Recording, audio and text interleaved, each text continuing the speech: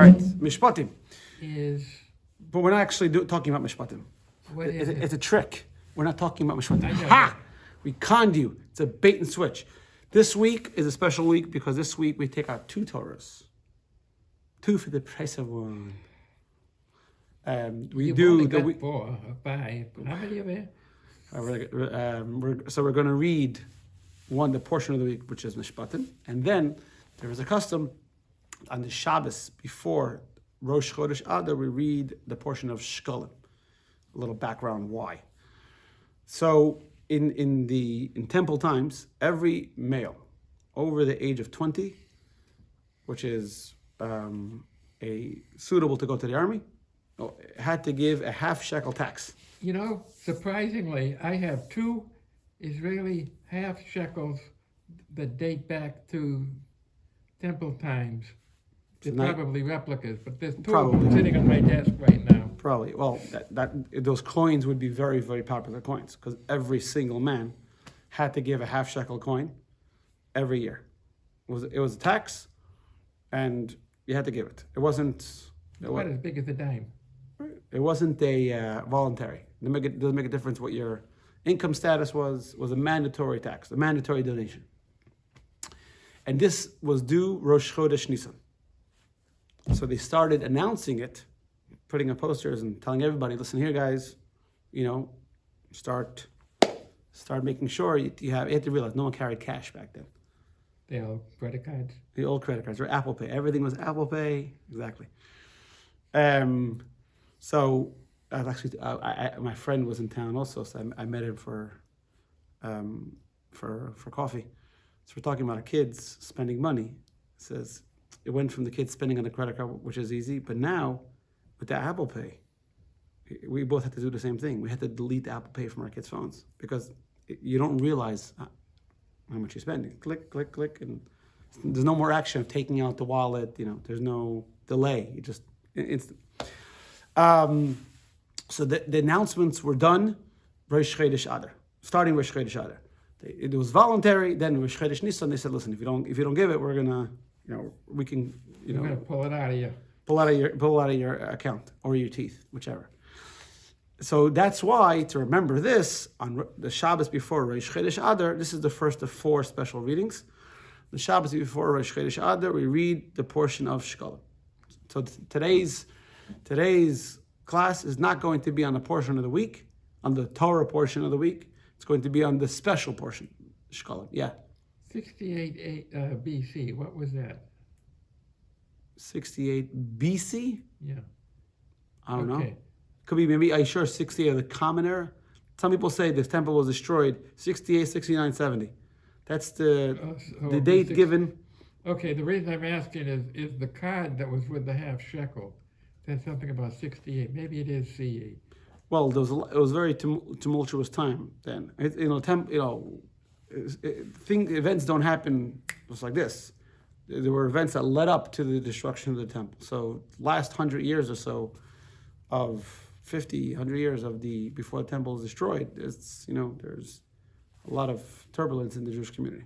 Oh, it sounds like Minneapolis, Minnesota.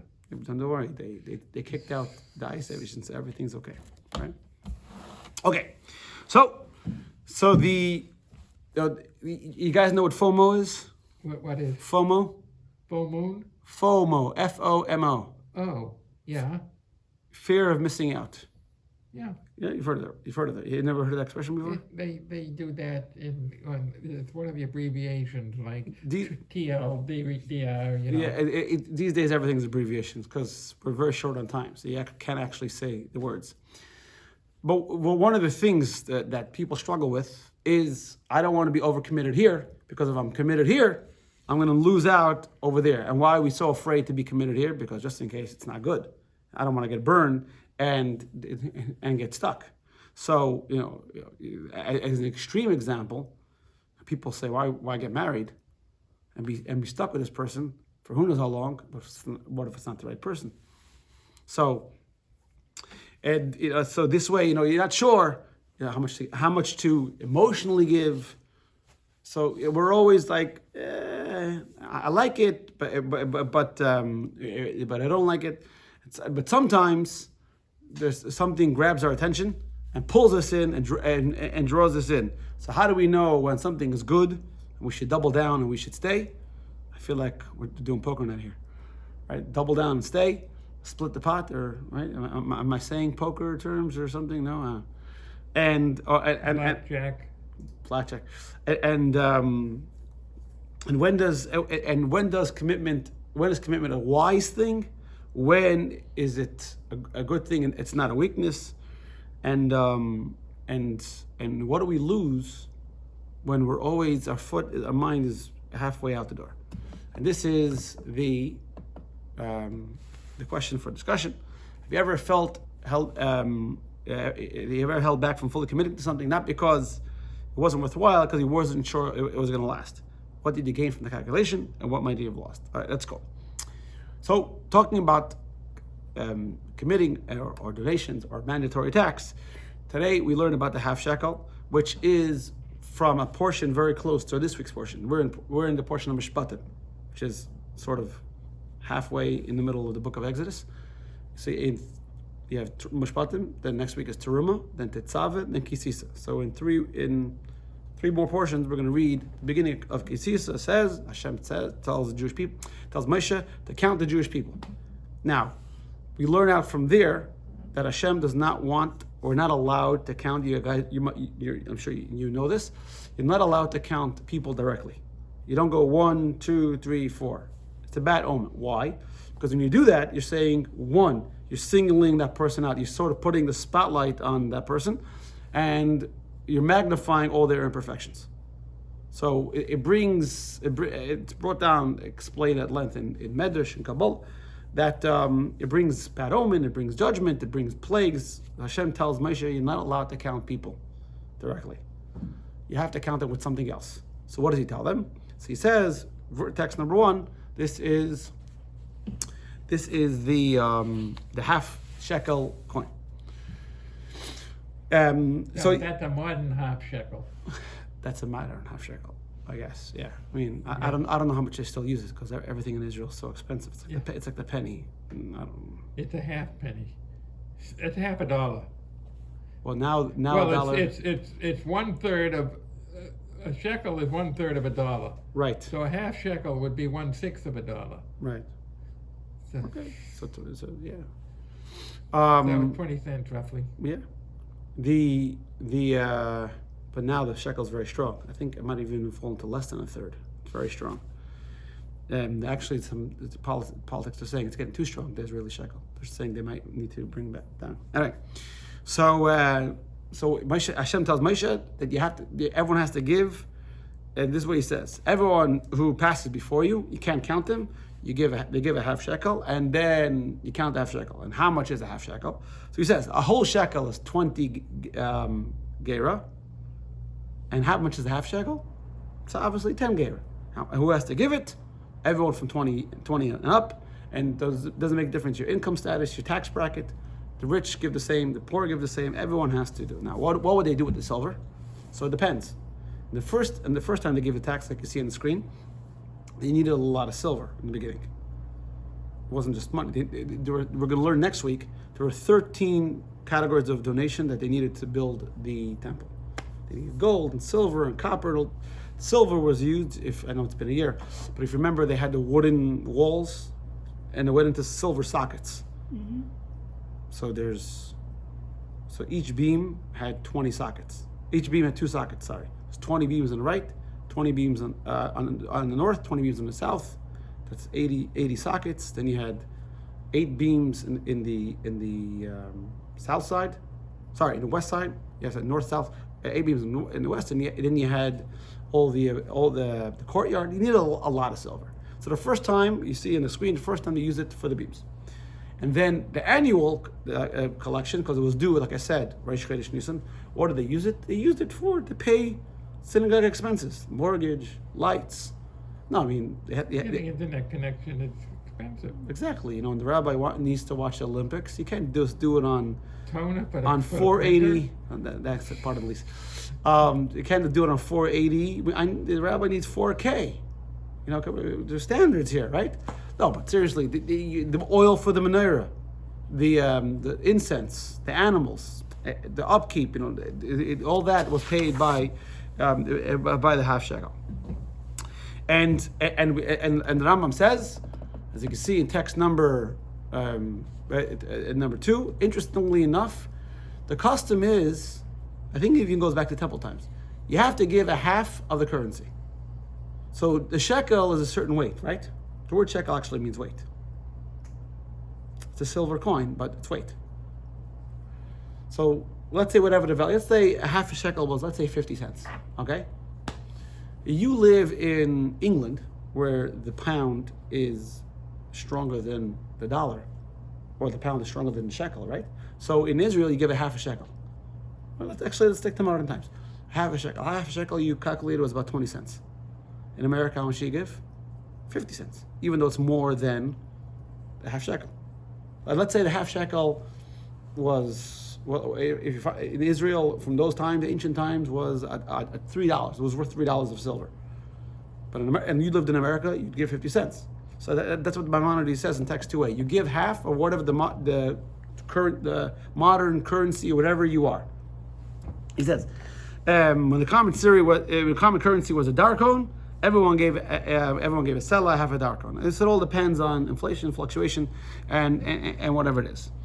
Now, the interesting thing is, and this is where it gets interesting, it's a half shekel, and everyone has to give a half shekel at once. There is no installments or payments or IOUs. You have to give. There was in the temple, if you read Maimonides' explanation, it's come based on Mishnais, there was a massive box, locks on it, and it was it was shaped like bagels. Locks, but no bagels. Be quiet. You already ruined one train of thought today. And it had like a thin top, so you can drop the coin in, but you can't stick your hand in. It was thin at the top, wide at the bottom. And you imagine this is in the temple, but still, people, money's money. Yeah, so people might be. Well, what if he wants to make change? No, no. By the way, it's a very good question. It's a very good question. So they were, and they actually found them. There were. It's described in the Mishnah and the Rambam that outside the temple there were money changers, and there's a whole halacha how much you have to give the money changer. And for a service. Yeah. So yeah, it's actually a very good question. And the Mishnah and the Gemara talk about how they would withdraw funds. So the guy had to go with very loose or titles, I can't remember, things, and they kept talking to him to make sure he didn't put any money in his mouth. And and say, how much should I take out? Yeah, take out. Yeah, everything was 3 times to make sure, and it was in front of people because they wanted to show there was no impropriety, there was no stealing. And you're thinking, this is the temple, the holiest place, but business is business, right? It's and monkey business is monkey business. Exactly. That's the thing. So the rule is that the Maimonides says is everyone has to give 1 half shekel at one time. There's no, here's a little bit, and I'll pay you a little. Here's 10 cents. Here's another 10 cents. It's like you want to drive the bank crazy. You're being, a whole bucket of pennies. What wasn't there a story a few years ago? A guy wanted to pay a ticket or something. He bought a whole bucket of pennies or something. Mm-hmm. Yeah, right. By the way, there are organizations that will take a pair of shears and take a whole, not the shekel, but they will take a whole coin and cut it in half and use that half to represent the half shekel. I'm not sure what the point of that is. The point is that if you don't have the half shekel coin itself, you can take a whole shekel coin, cut it in half, and use that for your half shekel. Trust me, I've seen it done in fraternal organizations. Oh, maybe, but according to halacha, no, there was a coin. There was a 50-cent coin or a half shekel coin you had to give. You couldn't. Yeah. They don't work that way. So the Rebbe comes and asks a question here. He says these text 2a and 2b are sending mixed messages. 2a says that everyone had to give a half, right? No matter how rich you were, you could be Rockefeller, or how poor you are, you could be whatever. Us. There's always people that are less. No, I know there are people much worse off than we are.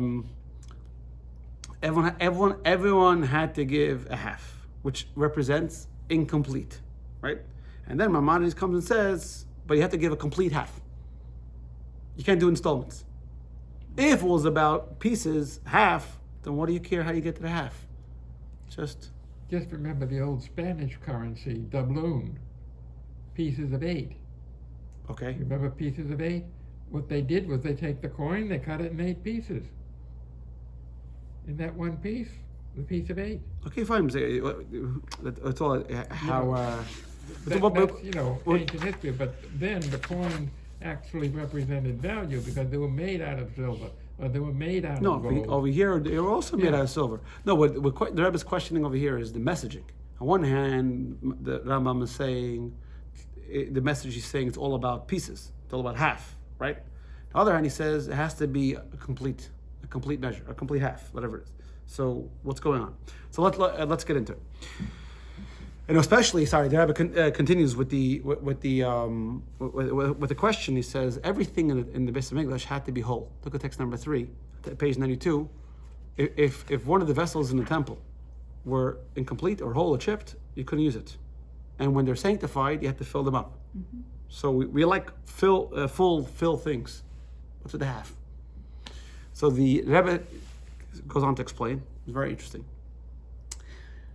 When the Jewish people were in the desert, everything was led by Moshe, right?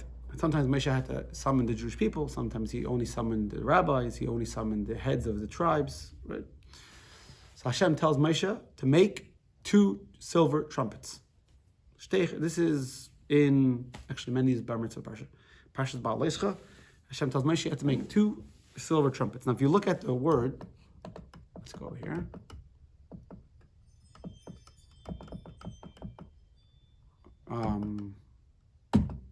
Here you go.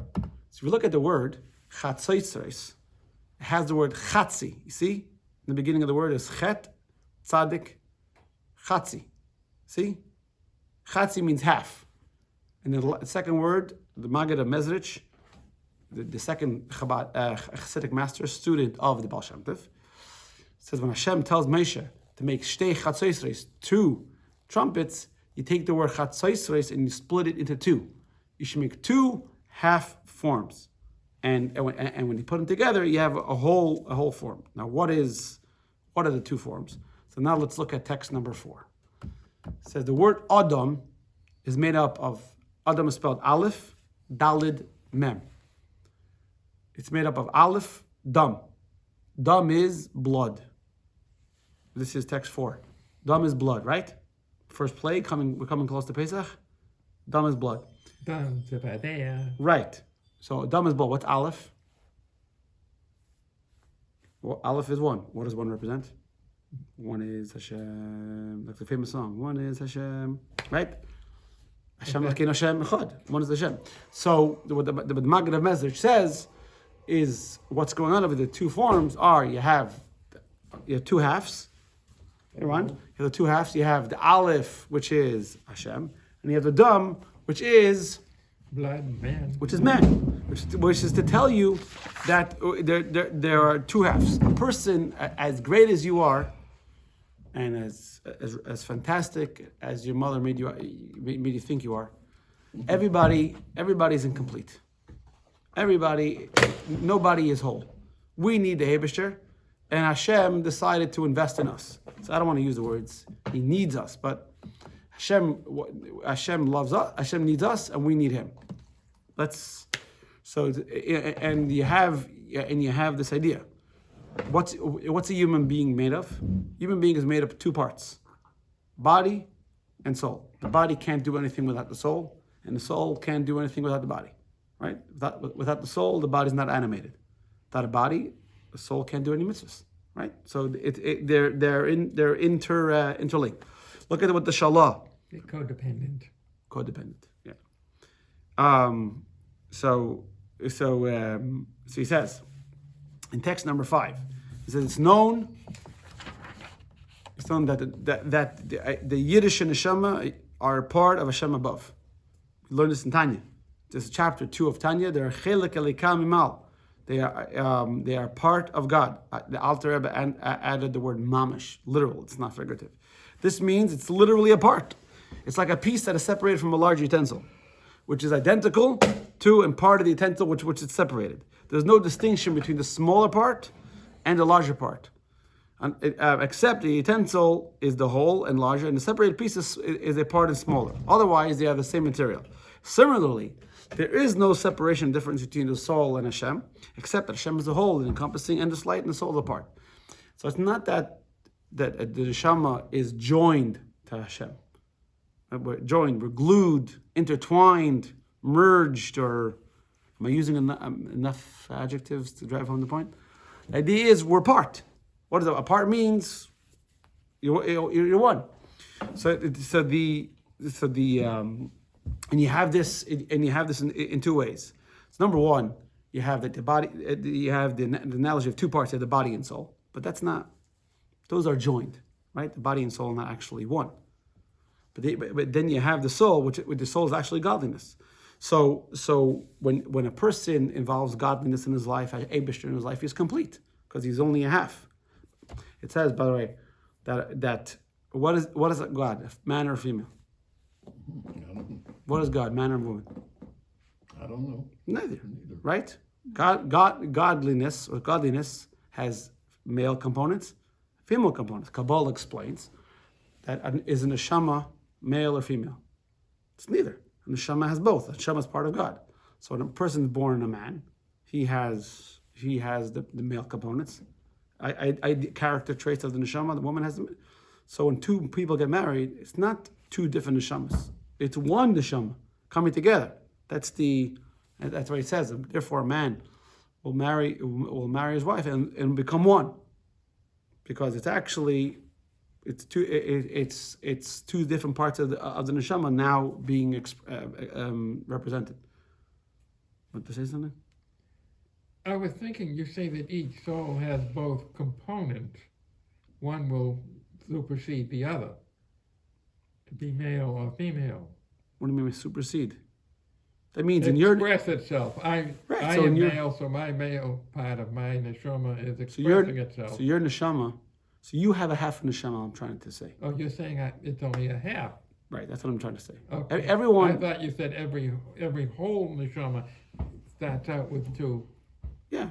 So you only got half of that whole neshama. That's what I'm trying to say. So the other part is floating around somewhere. You can't change. The other part just elbowed you. You don't have to look too far, right? You can't change that, and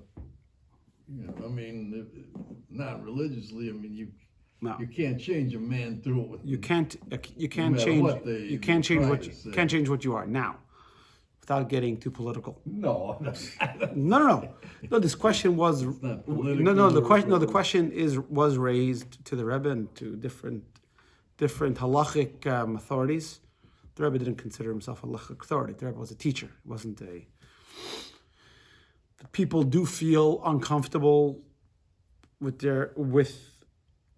they feel at odds. But let's put it out. Not only that, but the people feel at odds with their impulses to live a certain way and the way the Torah says. So some people had a problem with, they loved a person the Torah says you're not allowed to marry. It could be a non-Jew. It could be a person of the same gender. It could be they felt uncomfortable in their own skin. These are real issues. They're not fake issues. They are real issues. The question is how you respond to them. So one response, the modern day response is, okay, so if I feel that way, then my feeling is true. So the Rebbe wrote to somebody. The person wrote about this to the Rebbe, by the way. He felt like, I think it was a man. I felt like a woman. No, really. Really, this is a true story. We have the letter. Not the letter he sent to the Rebbe. We have the letter the Rebbe sent back to him. The Rebbe didn't deny the feeling. The Rebbe said that Hashem. Interesting, by the way. I was having this conversation with somebody recently. He asked me, "Do I believe the story is in the Bible?" So I said, "Yeah." I said, "Why? You don't?" He said, "I don't know." So I said, do you believe God split the sea? She said, I don't know. So I said, okay, let's start from the beginning. Do you believe in God? Yeah, of course I do. He's a Jewish guy. Of course I do. Do you believe God can split the sea? I don't know. So I said, then you don't believe in God. So he said, what do you mean? So any God that you believe in that can't split the sea, don't believe in. Right? If your God can't split the sea, don't believe in him. He's not right. He's not good. He texted me later. Said, Rabbi, I got a little. I understand your point, but I got a little offended when he told me I don't believe in God. I wrote to him. I said, I didn't say you don't believe in God. I said the God you believe in is not thought out. Like you have to. Sometimes you got to think about what it means to believe in God. Okay, so if you believe in God, if you don't believe in God, then it's a non-starter, right? But if you believe in God, why didn't God? Oh, wait, no, we're not getting there. We're talking one tangent at a time. One tangent at a time. If you believe in God, yeah, and properly, and you believe God knows what He's doing, right? You following me so far? And that means, does God make mistakes? I don't know. I No. don't think so. The answer is no. If He makes mistakes, don't believe in Him. God is the God you worship has to be perfect and knows exactly what He's doing. If He doesn't know what He's doing, don't believe in Him. Let me ask you a question. Do you worship me? Of course No, I not. worship God. You're not. But why? But why am I not God? Why? I know it sounds like a stupid question, but follow my thing. But why am I not God? You can't split your swimming pool even. No, because obviously I have limitations, right? And I make mistakes. To be limited to make a mistake means there's something you don't know. Let me ask you a question. If you knew the lottery numbers, would you still choose the wrong lottery numbers? No, Of course not, right? If I knew it. So a mistake means you're lacking information. If you're lacking information, are you God? No. God doesn't make mistakes. If the God you believe in makes mistakes, don't believe in Him. He's not God. So if God created a person, and that person thinks he's a man or a woman, whatever it is, God didn't make a mistake. Now the question is why it's like that. But the first premise is God didn't make a mistake. That's number one. If He created you as a man, you're supposed to be a man. God doesn't make mistakes.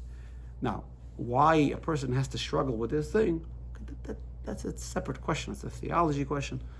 And we believe that God gives everybody the ability to withstand and to overcome their challenges. Let me ask you a question. If let's say I'm born a kleptomaniac or a pyromaniac, does that give me a right to start forest fires? And you might say, oh, okay, I'm hurting someone else.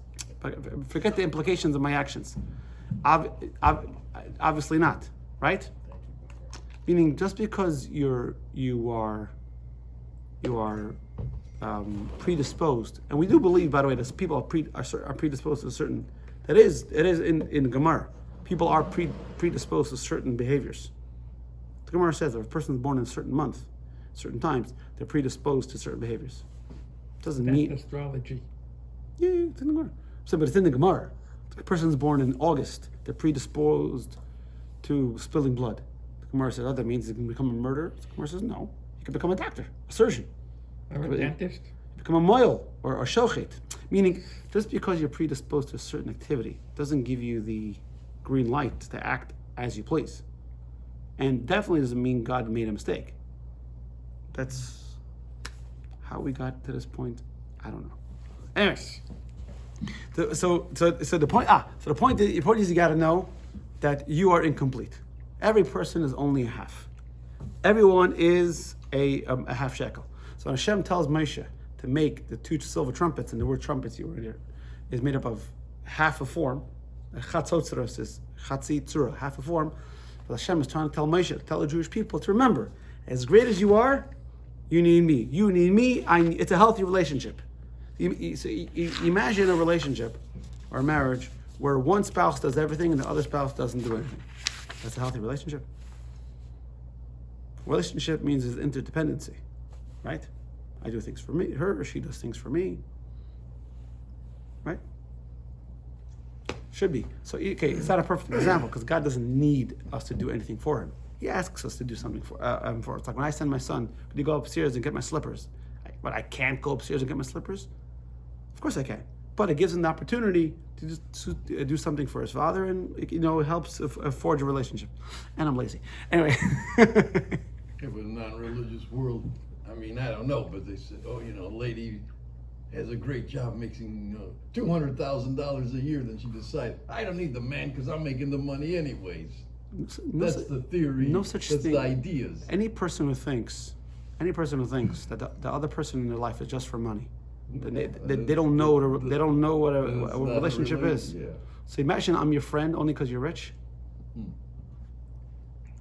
I married you for the money. You picked the wrong guy. I'm saying. Imagine you go over to you're on a dating site or Tinder, Ginder, whatever it is. And you go say, rich, good. Not rich, no good. You sound shallow, right? Yeah. You're not in a relationship because the money helps. It's great, and if she's making great, whatever, and he can do something else. But by the way, Maimonides talks about this. I don't know where. He says there's no such thing as a person who's totally independent. It doesn't exist. Everybody needs something else. The fact that you drove in a car, someone made that car. The fact that you drive on the road, a person is a societal person. We're all interconnected. A person thinks because they make a lot of money, they don't need people. They're, and You need somebody to count your money for you. yeah, exactly. But everybody, with relationship. We're talking about relationships with Hashem, but everyone's only a half a person. Nobody's a complete person.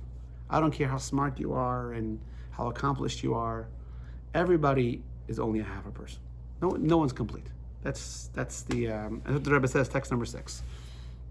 The Indian of the concept of the Half-Shekel is it awakens the godly soul within us and inculcates the feeling that we're merely half.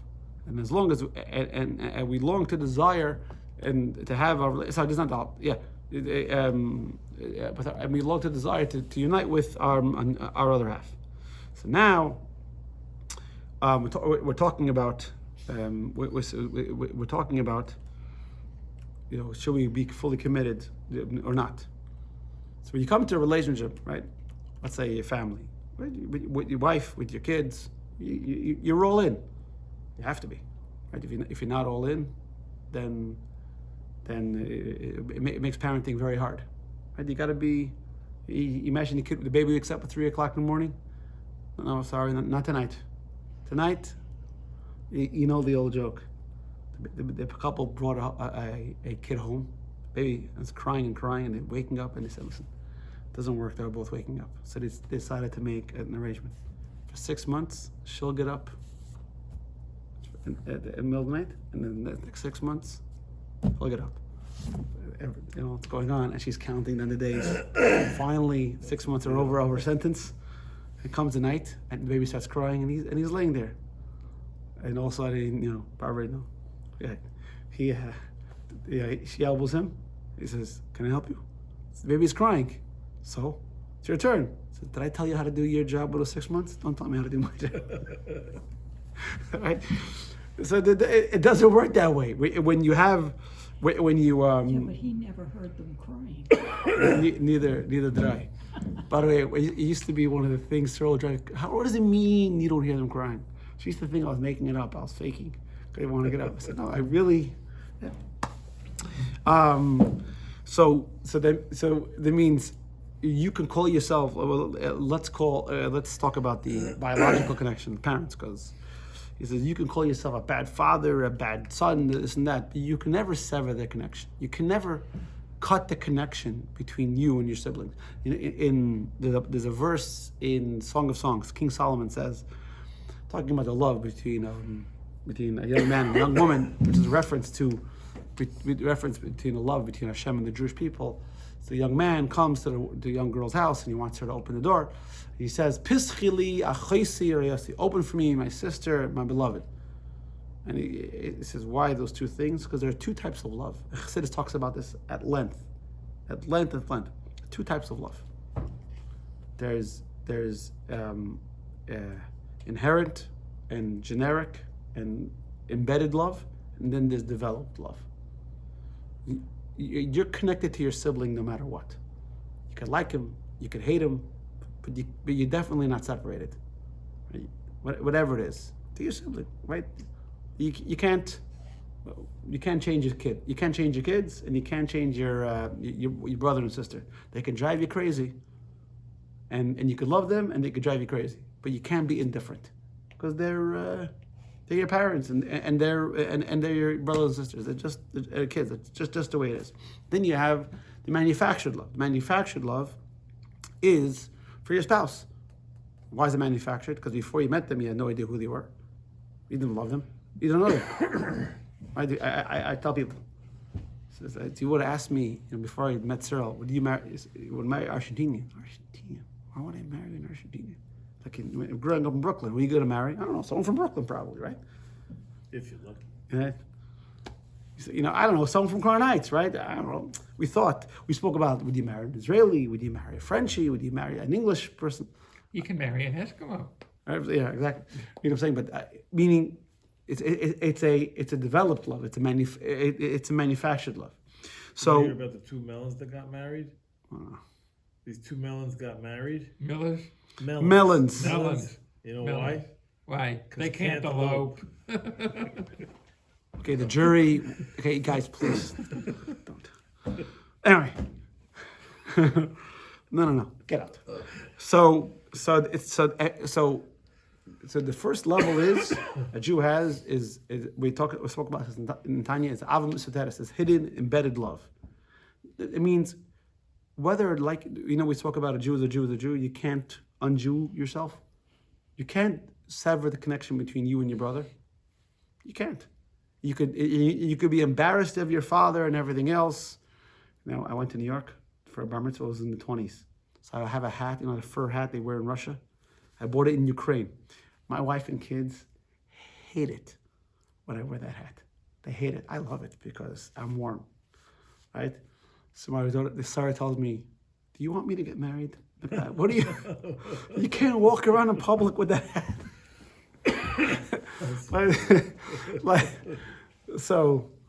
I think Cyril or Khan asked me, "Did you actually wear that hat yet during the day? People can see you." In Florida. I got off the plane. So it means your father can drive you crazy, but you can't sever that connection. So a Jew is a Jew, no matter what, you're connected, and that's why the Rebbe explains in the talk about the half. He says because of that we're fully committed to Hashem. And you can't sever that connection. And a Jew will never deny the one God. He might do other things. You might go to the football game, the Super Bowl on Yom Kippur, whatever. Yeah. But pitch on Yom Kippur. Right? Sandy Cove. Good old Sandy. Good old Sandy, right? Meaning a Jew can never deny the one God. There was a story. I remember growing up with this story. You ever heard of the Cantonists? In the 1800s, the Russians came up. We all talk about the Nazis being the worst anti-Semites. What they did was they perfected it, and they mechanicalized it. They made it efficient, but they weren't the worst anti-Semites. The Russians were. You can argue were the worst. The Russians in the 1800s came up with this idea. They're going to get rid of the Jewish people in a 3-part plan. A third are going to assimilate, a third are going to emigrate, and a third are going to convert. That was their plan. If you drive them crazy, they'll leave, right? Or they'll forget about the Judaism and they'll convert. So one of the plans to conversion and assimilate was they drafted young Jewish boys into the army. First they did it at 18, but they realized 18 is a kid, or 15. They realized that person's already developed, right? They had conscious, they believe in Judaism, doesn't help. So what they did was they drafted boys into the army like at 7, 5, 6, 8 years old. They would go down the street, or then they started a second thing they demanded, the community turnover of kids. It was a terrible, terrible time. This is in the 1850s. And they would put these kids into the army for 25 years. They figured if you take them out 25, 35 years, if you capture them when they're 5 and they get out when they're 35, what are they going to remember already? So these kids, all of these kids knew that all they knew they were Jewish. They couldn't read. In fact, the only surviving synagogue in Rostov, now, my classmate, my age, it wasn't never my class, but we went to the same age.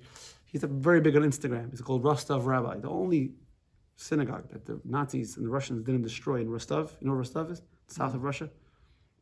I think they had some Olympics things there. It's called the Cantonist Synagogue. They had their own synagogue because they hardly knew how to pray. So there's a story there's one guy, his name was Shimon. I don't remember. And he was in the Navy. And he was very brave, and he performed all these feats of bravery and physical. Everyone loved him.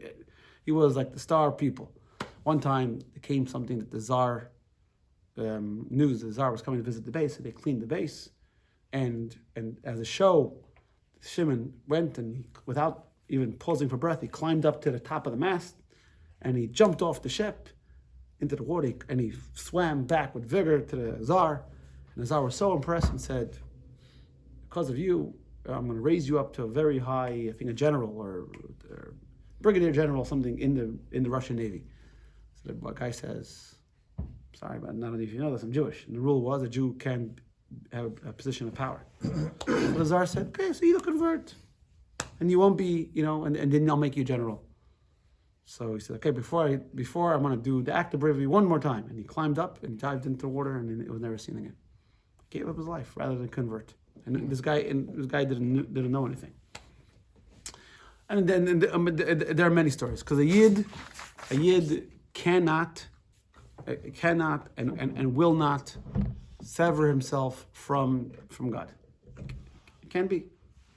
And therefore, the Rebbe continues in text number 8, there is no such thing as partial self-sacrifice.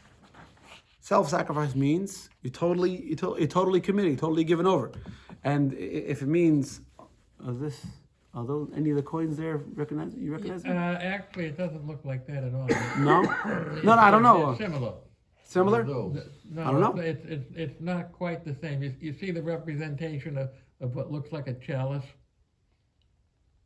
Looks like an the eagle. half circle. Looks like an eagle, though. No? It probably is a bird. Jews, we never put. The half shekels have what looks like a chalice on it on one side and a pomegranate on the other side. Yeah, I don't think birds were ever. I could be talking. I don't know that birds were ever. Eagle was ever a sign of. They didn't have Hebrew writing like that. They used the Right. the writing from the Ancient Hebrew. Yeah. So it says a Jew can't now.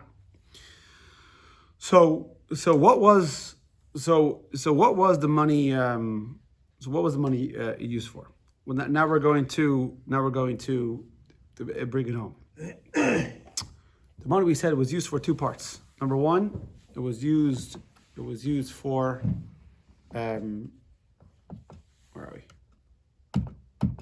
It was used for the silver sockets. We said that in the beginning. And then it was also used to buy the communal sacrifices. Right? Every single day, you had a sheep in the morning, sheep in the afternoon, then you had Shabbos. This is text number 9. Oh, I went back. It says you had all the holiday sacrifices. The temple needed money. So instead of doing an end of year campaign in December, they did a beginning of the year campaign in March. Right? Everyone has to give. Right? Donations were matched? No? Yes? No? No? No? All right. Not a good joke. Okay. Next time you come looking for money, I'll give you a half shekel.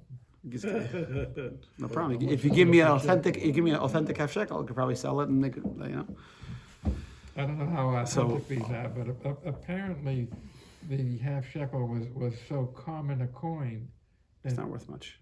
No, the point is, if you have an actual biblical half shekel, it's not worth that much because there's so many of them. I'll ask somebody. I know someone in Hollywood who collects old biblical coins from Israel. They have some pretty crazy coins there. And the coin where the Bar Kokhba they stamped over the Roman coin. You familiar? Yeah. The Romans destroyed the temple in year 68, 69. By the Kokhba revolt 50 years later, they purposely stamped over the Romans to show that we conquered them. It's a pretty rare coin. All right. So how do you say sacrifice in Hebrew? Korban. Korban is how you say sacrifice. It says korban means offering, but also it comes from the word karav or kiruv, to come close. And this is what we're trying to do. Korban means we're not close, and we're trying to become close. Before we said that every Jew is connected. We're all one. Now we're saying that a Jew wants to come close. You can only come close if you're far. Right? If I'm close to you, I don't come close. I'm here. Which one is it? No? The half-shekel, we said before, it represents that I'm half, God's the other half, and we're one. Now we're saying the half-shekel went to purchase sacrifices. What's the purpose of sacrifices? To come close. But I'm already here. Which one is it? Are you here or there? Well, that depends on whether it's an asymptotic function which approaches but never So touches. the answer is, like I was saying before. So there's inherent love and there's developed love. The first, in the beginning, we're talking about, every Jew is connected. But just like, for example, if someone goes over to you and says, "Oh, I love my sister so much. She's so the light of my life." He's like, it's a little creepy, right? Sibling love is flatline, so to speak. Doesn't go up, doesn't go down. It's there, right? Like I said, love him, hate him. Spousal love does this. Jackie Mason has a joke. You ever hear the way Jewish couples argue? I can't stand you, honey. Because you have to say something nice at the end. You drive me crazy, son of a. But he says, so they're both true. They're both true. Every yid is connected, no matter what. The problem is sometimes this love can be embedded and the person can live for a long time. Like, for example, you could find out that you have a brother you didn't know about. Hopefully it's a rich uncle. Right? You get an envelope. You get a Yerusha, an inheritance. We're all waiting for that. You open up the mailbox. Right? It's coming from Nigeria. Yeah. What was that publishing house? What was that publishing house? I think they went out of business. Yeah, I don't hear anything about it. Yeah, what's that publishing house that go around? You want Publishers Clearinghouse. Publishers Publishers Clearing. Clearinghouse. They're still in business. I don't think so. Yeah. I think I read something. Anyway, so you have two parts here. You have number one, every Jew is connected, and you're close. The problem is that feeling can be hidden, and on a conscious level, we can feel separated. So what do you got to do? You got to make an effort to come close. So it's both parts. So on one hand, don't give up because you're always connected. And no matter what you do, no matter how miserable you are and how terrible of a Jew you call yourself, have a bad child, whatever it is, you're always a yid. Sorry, you can't opt out. It's like one of those timeshare contracts, right? You can't. Once they got you, they got you. All right. Once you're a Jew, you can't get out of it. But on the other hand, but that's not a way to live. A person can live. He's always connected, but consciously he feels separated. He feels distant. So a person has to make the effort to try to draw close. In other words, every Jew will be willing to give up his life rather than convert. Yeah, but how often do those situations come up where a guy's pointing a gun to your head and says, "Bow down, or I'll blow your head off"? So you're going to wait until that situation comes up? No, you got to work to draw this out. On the other hand, even when you're feeling miserable about yourself, you have to know that you're always connected. And no matter what you've done, you can never... So let's say, for example, you have a guy, right? Right? He's hungry. And on the corner is McDonald's. So he orders double, triple hamburger, right? Cheeseburger. Got to be a cheeseburger. Cheeseburger. Hamburger, when I say hamburger, I would say cheeseburger, no? No. They charge extra for the cheese. Yeah, it could be a fillet of fish, Whatever. Yeah. So let's say they go and he gets a hamburger, bacon McMuffin with cheese, right? So Egg McMuffin. You get all the stuff right there, and he sits down and it's dripping, and he's and he's about to bow down. He's about to take a bite, and he says, "I don't know. This doesn't feel right. I probably shouldn't be eating this. It's too not Jewish." Right? And he puts it down, and he gets up and he leaves. Now, when he ordered that cheeseburger, was he in a present state of closeness to God? Obviously not, right? He wouldn't have ordered it. He wouldn't have walked into McDonald's. He wouldn't order it. He wouldn't pick it up. What happened? Something happened inside. He realized that God really doesn't want me to eat it. And if I eat it, God forbid, I'm causing a separation. I'm causing a separation between me and Hashem. And I don't want that separation. So he puts it down and he walks away. Now, why would a person give up his life rather than convert or bow down to an idol? Because he realizes that's a separation. So the Alter Rebbe, we learned this in Tanya already in chapter 20. You're still Jewish no matter what. That's true, but a person is doing a very severe act to sever that connection. The connection by idolatry. It's By the way, when a person converts to another religion and they want to come back, they have to go to the mikveh as if they're converting. You should know. Yeah. No matter what. Yeah, but because a person did something so drastic to themselves, they have to go to the mikveh. And He's unclean. He's got to be clean. Purified. yeah, and in temple times they would have to bring a sacrifice, almost as if they were converting. Yeah, we don't reject them. It's not like a Gentile comes and we say, maybe we will take you back, maybe we won't. We're going to take you back. But the point is, if someone to do that, it's like an active. We learned in Tanya that the connection between the Jew and Hashem is like a rope. When a person converts, God forbid, they're taking a machete and they're cutting that rope. The connection is severed. Now, how did they come back? We're not getting into that. The point is, what's the difference? Why won't the person convert? Because he realizes he's cutting off the connection. So just like he was about to give up his life, let's say, rather than bow down. Same thing is, you can stop yourself from eating the hamburger. It's the same logic. You don't want to make yourself a connection. This connection. So why do we do things wrong? Because we think we can have the hamburger, and you'll still be okay. That's the nonsense of the Yetzer Hara. Look at the quoting the Alter Rebbe here in where are we? In text number 11. He says, no Jew will actually want to party. He can't, nor does he want. Just like it's very easy. You go over to a Jew, you're going to convert? No way. I'll blow your head off. Blow, right? Shoot, right?